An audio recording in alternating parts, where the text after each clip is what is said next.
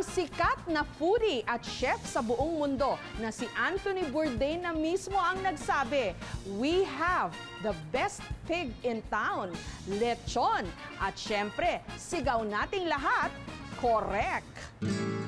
Sa obrang ito ng national artist na si Fernando Amorsolo na pinamagatang Antipolo Fiesta, maliban sa mga kasiyahan, prominente sa painting ang nililitsong baboy. Sa moderno nating panahon, ang tradisyonal na lechong baboy tila nagbago na ng anyo at lasa.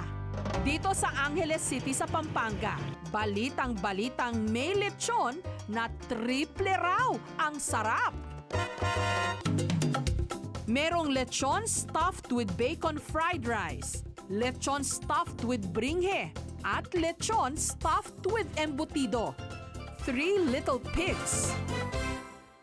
Ang Three Little Pigs, centerpiece daw sa grand buffet ng hotel na ito. Ang inventor, ang executive chef na si Bong. Dahil laking Pampanga, naisip niyang lagyan ng Kapampangan touch ang kanilang lechon. When we started, we needed a dish that we can say na we're really proud of. Para mas madaling lagyan ng stuffing, tinanggalan niya ng buto ang buong baboy. At saka inihanda ni Chef Bong ang mga stuffing. Una muna siyang nagluto ng bringhe na nahahawig sa paella, gawa sa kanin na sinahugan ng iba't ibang sangkap.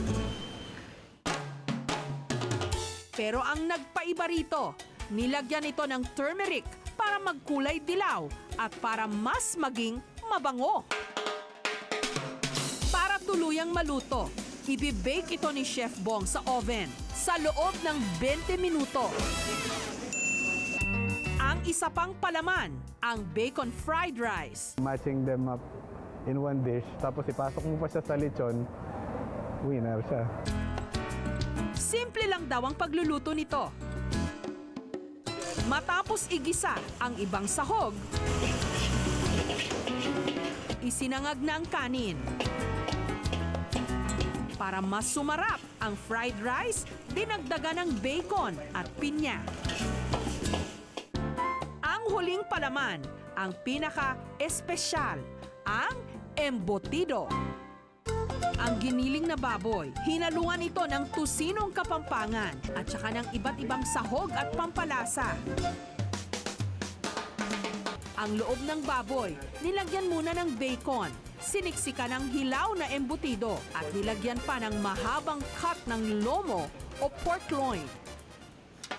Ang bringhe at bacon fried rice, ipinalaman din sa loob ng ibang baboy. Nung napuno na, ang katawan ng baboy isinara at ipinagulong na ni Chef Bong at mahigpit na tinalian ng alambre. Bawat baboy, ibibake sa oven sa loob ng 8 hanggang 12 oras, depende sa laki.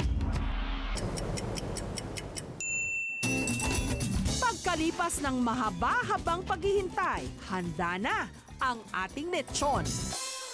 Pero heto raw talaga ang sikreto ng Three Little Pigs. Binabanlian ni Chef Bong ng kumukulong mantika ang balat ng mga ito para ito'y pumutok at maging malachicharon.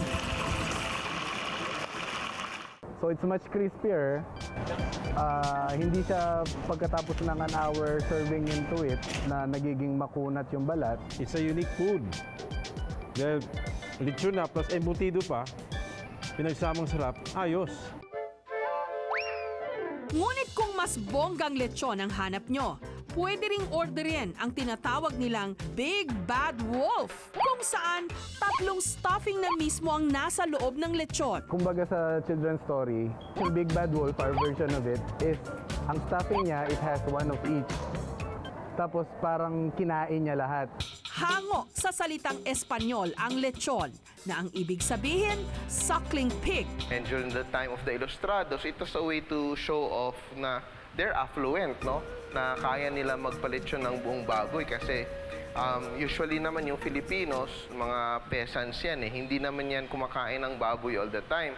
It was also a tool by the Spaniards to see kung sino yung naging Kristiyano at that time kasi Muslims don't eat pork. So, tinitingnan nila yung mga pamilya na mga dato nung panahon na yon kung nag-convert na ba talaga sila ng Christianity. Maraming mga lugar na sa Pilipinas ang sumikat dahil sa kani-kanilang mga lechon. Ang Barangay La Loma sa Quezon City, tinaguri ang Lechon Capital ng Pilipinas. Ang bayan naman ng Balayan sa Batangas, may taunang Lechon Festival, kung saan ipinaparada ang mga naka-costume nilang lechon.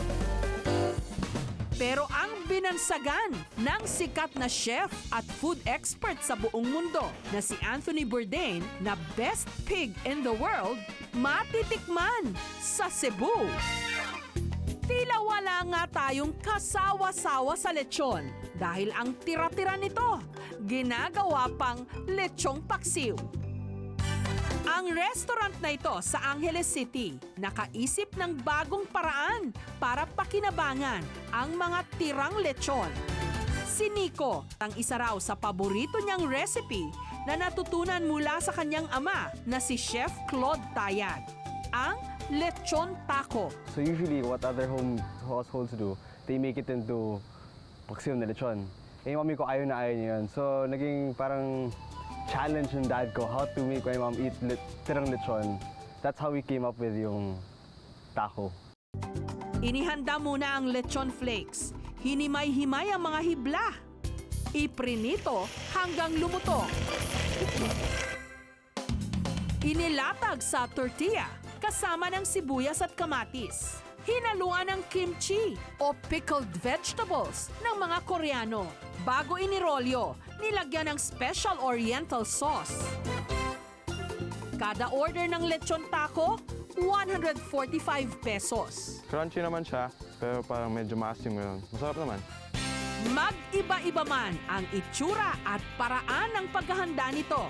Isa ang sigurado sa anumang handaan o okasyon, lechon ang kukumpleto. Thank you for watching, mga kapuso. Kung nagustuhan niyo po ang videong ito, subscribe na sa GMA Public Affairs YouTube channel. And don't forget to hit the bell button for our latest updates.